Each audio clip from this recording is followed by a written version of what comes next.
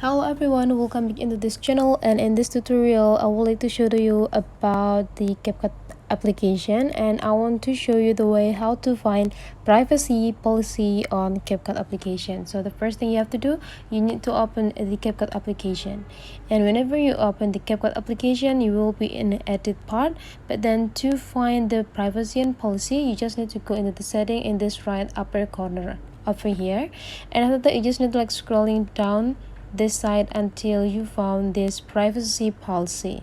So you just need to click it until, and then you need to wait until the description is pop up, and here is the privacy policy of the CapCut.